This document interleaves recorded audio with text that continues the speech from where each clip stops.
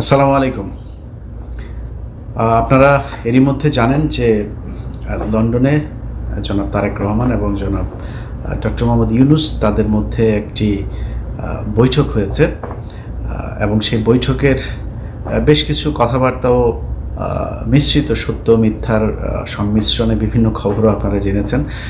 সত্য মিথ্যা বললাম এই কারণে যে আমি কিছু গণমাধ্যমেও কিছু খবর দেখেছি, যে খবরগুলোর ভেতরেও আসলে সেখানে বাস্তবে যা ঘটেছিল তার অনেক কিছুই কিছু জায়গায় নেই আসল তথ্যটা, আবার কিছু জায়গায় অতিরিক্ত অনেক কিছু যুক্ত করা হয়েছে যে ঘটনাগুলো সেইখানে আদৌ ঘটে নাই। আপনাদেরকে আগেই আমার ঠিক আগের ভিডিওটাতে আপনাদের জানানো হয়েছিল যে ডক্টর মোহাম্মদ ইউনূস এবং তারেক রহমানের যেই বৈঠকটি, এই বৈঠকটিতে আসলে অনেকেই ক্রেডিট নেবার চেষ্টা করেছেন ওনার মাধ্যমে। আসলে ডক্টর মোহাম্মদ ইউনূসের বৈঠকটা ডক্টর মোহাম্মদ ইউনূস নিজে চেয়েছেন এবং তারেক রহমানকে সেই প্রপোজাল দেওয়া হয়েছে।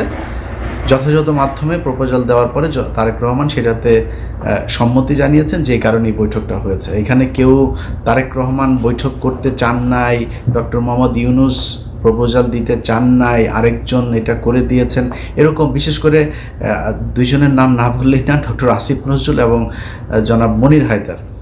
তো এনাদের চরিত্র সে আগে থেকেই, আপনাদের একটা বিষয় জানায় রাখি যে এরা হচ্ছে দ্বিমুখী সাপ। আপনি মনির হায়দারের কথা যদি বলি, মনির হায়দারকে জিজ্ঞেস করেন, আমাদের যখন পাসপোর্ট নেওয়ার জন্য এই অফিসে ঢুকতে দেয় না, তখন মনির হায়দার এই করোনার মধ্যেও মনির হায়দার 2020 সাল থেকে 2024 সালের মধ্যে টোটাল 3বার, আমার জানা মতে টোটাল 3বার তিনি বাংলাদেশে গিয়েছেন। এর মধ্যে একবারের বিষয়টা আমি জানার পরে আমি আর কনক ভাই ওনার সাথে দেখা হলো, তো জিজ্ঞেস করলাম যে ভাই দেশে গিয়েছিলেন শুনলাম, বলছে তো আমরা বললাম যে আপনি গেলেন কিভাবে, সমস্যা হয় নাই কোনো? সে আমাদেরকে জবাব দিল যে তিনি নাকি মাস্ক পরেছিলেন, তো মাস্ক পরে থাকার কারণে তাকে এয়ারপোর্টে চিনতে পারে নাই। তো আমরা মানে বুঝে নিলাম আর কি যে এয়ারপোর্টে মাস্ক পরে তারপরে পালায় যাওয়া যায়। আরে ভাই, যখন জেএফকে থেকে আপনি যখন গাড়িতে উঠবেন, প্লেনে উঠবেন, তখন এই প্যাসেঞ্জারের পুরো লিস্ট ঢাকা বিমানবন্দরে পৌঁছে যায়। তারা তো তখন দেখে কে কে আসছে। আমি ইলিয়াস যদি যাই, আমি কনক স্যার যদি যাই, তো সাথে সাথে লোকজন নিয়ে হাজিরায় ধরার জন্য আসো, ডিজিএফআই, এনএসআই, এসবিডিবি, সিআইডি, পুলিশ যা যা আছে সব এসে হাজির হয়ে যাবে ধরার জন্য। উনি মাস্ক পরে চলে গিয়েছেন। তো মনির হায়দার একজন ডিজিএফআইয়ের খুবই প্রশিক্ষণপ্রাপ্ত এবং খুব সুদীর্ঘকালীন ধরে তিনি ডিজিএফআইয়ের সোর্স হিসাবে কাজ করেন। তো ধরেন আমার দেশের গোয়েন্দা সংস্থা, আমরা ডিজিএফআই মানি একটা নেগেটিভ একটা ন্যারেটিভ আমাদের চোখের সামনে ভাসে। এর কারণ হচ্ছে তারা দেশের বিরুদ্ধে কাজ করে। তাদের কাজ হলো ভারতীয় গোয়েন্দা সংস্থা ভারতের কোনো আমাদের দেশে করে কিনা, তারা ভারতের বিরুদ্ধে কে কাজ করে তাদেরকে ধরে নিয়ে তারা গুম করে। এটা হচ্ছে আমাদের ডিজিএফআই এই কাজ করে, যে কারণে জিনিসটাই নেগেটিভ। তো মনির হায়দারের সাথে আমার ব্যক্তিগত কোনো সমস্যা নাই। মনির ভাই আমাকে খুব স্নেহ করেন, উনি আমার সিনিয়র ভাই। এখানে আমাদের মাঝে মধ্যে ওনার সাথে দেখাও হইতো, একসাথে চা খেয়েছি, দাঁড়িয়ে আড্ডা দিয়েছি। কিন্তু ওনার প্রতি আমার ক্ষোভটা সেদিন থেকে শুরু হইল, এখানকার কর্নেল যে মুস্তাফিজ সাহেব আছেন, উনি একদিন এক ভিডিওতে বিষয়টা বললেন যে মনির হায়দার আমাকে এবং কনক সারোয়ার দুইজনকে সরকারের বিরুদ্ধে যেন আমরা কথা না বলি, অর্থাৎ আওয়ামী লীগ সরকারের সময়, এই জন্য ওনাকে দায়িত্ব দিয়েছে ডিজিএফআই। তো উনি এসে আমাদেরকে এই কথাগুলো বলেছিলেন যে খামাকা সরকারের সাথে কি দরকার করার, হ্যাঁ, নানানভাবে একটু এই ধরনের একটু গুছায় এদিক ওদিক করে। তারপরে এই লেফটেন্যান্ট কর্নেল আপনার মুস্তাফিজ ভাইয়ের কাছে পরে শুনলাম যে তাকে তিনি এই দায়িত্বটা দিয়েছিলেন যে আপনি বললে বোধহয় ইলিয়াস এবং কনক শুনবে, তো ওদেরকে একটু যে ওরা যেন সরকারের বিরুদ্ধে এত বেশি কঠোর অবস্থানে না থাকে, আওয়ামী লীগ সরকার আসলে কোনোভাবেই যাবে না। এটা সেই 2022-23 সালের কথা মুস্তাফিজ ভাইকে উনি বলেছিলেন। এটার পরে আসলে মনির ভাইয়ের প্রতি শ্রদ্ধা ভালোবাসা কোনো কিছুই থাকার বিষয় নয়। মনির ভাই এমনিতে উনি ওনার একদম ক্যারিয়ারের শুরু থেকেই উনি একজন দুর্নীতিগ্রস্ত একজন সাংবাদিক। ওনার এগুলি নিয়ে কথা বলতে চাই নাই, কিন্তু এখন যেহেতু এই অবস্থা সেই কারণে বললাম। ওনারা একটা ক্রেডিট নেওয়ার চেষ্টা করছেন, আবার ফের বিএনপির ভেতরে যে তারেক রহমান আমি তো আপনার জন্য অনেক কিছু করছি এই সেই এরকম বুঝায় টুঝায় এদের সাথে একটা খাতির জমানোর চেষ্টা করছেন। তো এই ধরনের কিছু মানুষজন আছে যারা কিনা এই বৈঠকটা করার ক্রেডিট বিভিন্ন জায়গায় নেওয়ার চেষ্টা করছেন। এরকম কোনো কিছু না, তারেক রহমান রাজি হয়েছেন, ডক্টর মোহাম্মদ ইউনূস তাকে প্রপোজাল দিয়েছেন, এবং আমি আগের ভিডিওতে বলেছি যে দুইটা পক্ষের কেউই ছোট হয় না। এখানে আমার এরকম একটা বৈঠক হওয়া দরকার ছিল। বৈঠকের ছোটোখাটো কিছু বিষয় আপনাদেরকে জানাবো, তার আগে মূল জিনিসটা আপনাদেরকে জানিয়ে দেই। সেটা হচ্ছে এই বৈঠকটা অত্যন্ত ফলপ্রসূ, এবং আমরা এতদিন ধরে আসলে যা চাচ্ছিলাম সেইটাই এই বৈঠকের মধ্য দিয়ে ঘটেছে। এর মধ্যে একটা জিনিস হয়েছে সেটা হচ্ছে যে নির্বাচনের যে তারিখ ডক্টর মোহাম্মদ ইউনূস গেল কয়েকদিন আগে বলেছিলেন যে এপ্রিলে নির্বাচন হবে, সেই জায়গা থেকে সরকার সরে এসেছেন, এবং যেটা হয়েছেন সেটা হচ্ছে ফেব্রুয়ারির, আমি যদি নাকি একদম ডেট বলতে বলেন তাহলে ফেব্রুয়ারির 12 তারিখে আমাদের পরবর্তী নির্বাচন হবে। 12 তারিখ কেন? সেটা হচ্ছে যে কোনোভাবেই রমজানের আগে চেয়েছিল তারেক রহমানের পক্ষ থেকে নির্বাচন, এবং যেহেতু রোজা শুরু হচ্ছে ফেব্রুয়ারির মাঝামাঝিতে 16 অথবা 15 তারিখ, তার আগে 15 তারিখ এর আগে একটা বিতর্কিত নির্বাচন হয়েছিল, যে কারণে ওই তারিখটাকে করা হয়নি। তার আগে আবার শুক্রবার শনিবার এরকম কিছু বিষয় আছে। তো 12 তারিখ সম্ভাব্য তারিখ এখন পর্যন্ত আমার কাছে থাকা যে তথ্য সেটা। তো এই বৈঠকের এটা হচ্ছে মূল যে জিনিস। তো এইটার পরে যে কেউ যে কাউকে জোর করে বলেছে যে, বা ডক্টর ইউনূস বলেছে না আমরা ফেব্রুয়ারিতে করব না, মার্চে নিয়ে যাব, এরকম কোনো কিছু হয়নি। ওনারা এটা বলেছেন, উনি বলেছেন ঠিক আছে কোনো সমস্যা নেই, নির্বাচন এইভাবেই হবে। এখন এত ফলপ্রসূ একটা কেন হইল, এটার কিন্তু কিছু কারণ আছে। এই বৈঠক করানোতে কারোর ক্রেডিট না থাকলেও বৈঠকটা যে ভালোভাবে হয়েছে এটার কিছু ক্রেডিট কিছু মানুষের আছে। সেটা হচ্ছে কিছু মানুষকে এই বৈঠকে না রাখাটাই হচ্ছে সেই ক্রেডিট। এখানে যদি সালাউদ্দিন থাকতো তাহলে প্রথমেই মনে করেন যে ডক্টর ইউনূসের সাথে তারেক রহমানের গ্যাঞ্জাম বাঁধানোর জন্য যত কোশ্চেন সেটা সে করতো। এখানে যদি আমির খসরু মাহমুদ চৌধুরী থাকতো, এখানেও একটা গ্যাঞ্জাম বাঁধাইতো। গণমাধ্যমে এসছে, এখানে ছিলেন আপনার আমির খসরু মাহমুদ চৌধুরী, তারপরে জনাব খলিলুর রহমান, এরপরে হচ্ছে শফিকুল আলম, আরও বোধহয় এসে হচ্ছে হুমায়ুন কবির নামে একজনের নাম এসছে। আচ্ছা, এরা সবাই ছিলেন। এই কথাটা সত্য কথা না।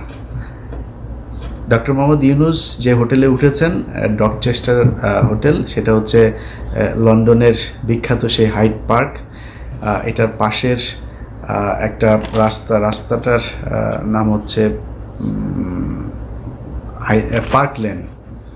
পার্ক লেনের উপরে সেই হোটেলটা। এই হোটেলে যেখানে আপনার বৈঠকটা হওয়ার কথা ছিল একটা মিটিং রুমে, কিন্তু ডক্টর মোহাম্মদ ইউনূস সেই রুমে করেন নাই। তিনি বলেছেন যে আমি ওনাকে আমার সুইটের ভেতরে নিয়েই তারপরে আমরা কথা বলবো। খুবই আন্তরিকতা দেখিয়েছেন, একদম নিজের রুমে নিয়ে তারপরে সেখানে তারা কথা বলেছেন। এবং এর আগের কিছু জিনিস আপনারা এরই মধ্যে জেনেছেন যে তারেক রহমান বেগম খালেদা জিয়ার সালাম পৌঁছে দিয়েছেন, দুইজনের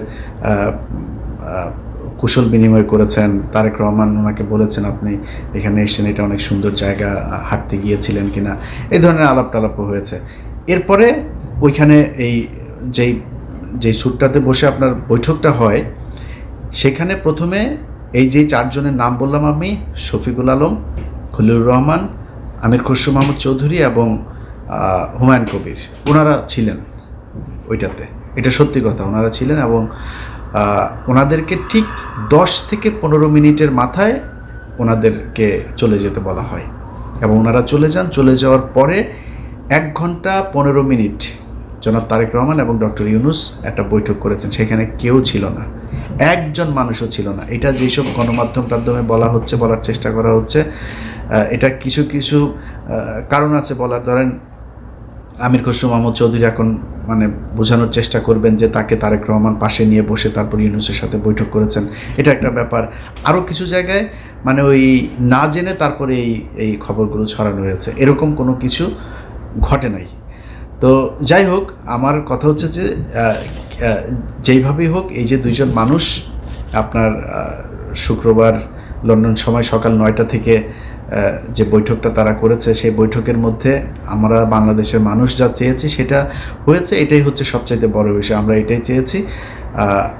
এখানে কে কীভাবে কি বললো না বললো, আমার মনে হয় এগুলো করেও আবার এই তারেক রহমান এবং ডক্টর ইউনূসের মধ্যে একটা দ্বন্দ্ব তৈরি করার এই কৌশল অবলম্বন করে আমার মনে হয় লাভ হবে না।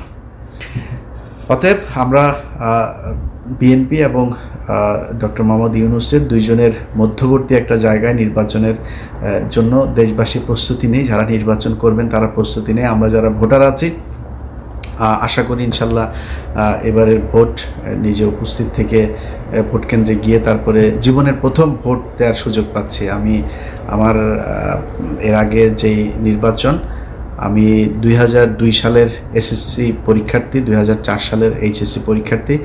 তো আমি ভোট দেওয়ার এর আগে আর সুযোগ পাইনি। একটা ভোট পেয়েছিলাম, 111 সরকারের সময় ভোটটা পেয়েছিলাম। তো ওইবার আমি ভোট দিতে যাই নাই। এবার ভোট দেবো ইনশাল্লাহ। আপনারা দোয়া করেন যাতে বাংলাদেশের মানুষের পছন্দের কেউ এবার বাংলাদেশের শাসন ক্ষমতায় আসেন।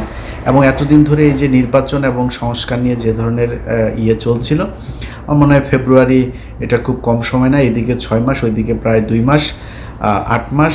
8 মাস থেকে যদি আপনি তফসিল ঘোষণার ওই 3 মাস বাদও দেন, তারপরেও ধরেন আমাদের এদিকে 5 মাস। 5 মাস অনেক সময়, অনেক কিছু করা যায়। এদিকে 10 মাস অলরেডি তাদের অনেক কাজ করাও আছে।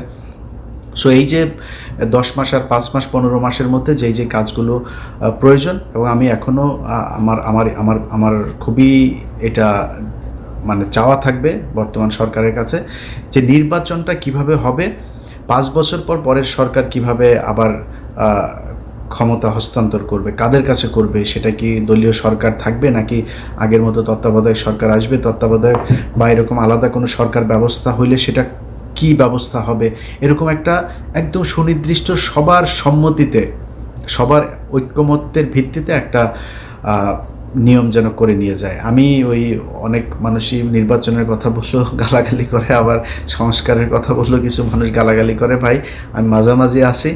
আমি চাই একটা সংস্কার হোক এই জায়গায়, তবে নির্বাচনটা ফেব্রুয়ারিতে হোক, সেটাও আমি চাই। অতএব এই দুইটা মিলিয়ে একটা ভালো পরিস্থিতি তৈরি হবে। বাংলাদেশের ইতিহাসের সবচাইতে সুন্দর গ্রহণযোগ্য একটা নির্বাচন হবে, এবং বাংলাদেশের ইতিহাসের সবচাইতে সুন্দর একটা রাষ্ট্র পরিচালনার জন্য সুন্দর একজন মানুষকে আমরা এবার এই 2026 সালের নির্বাচনে পাবো। এটাই বিশ্বাস করি, ভরসা রাখি। আল্লাহ যেন আমাদের সবার এই ইচ্ছা পূরণ করেন। ভালো থাকবেন।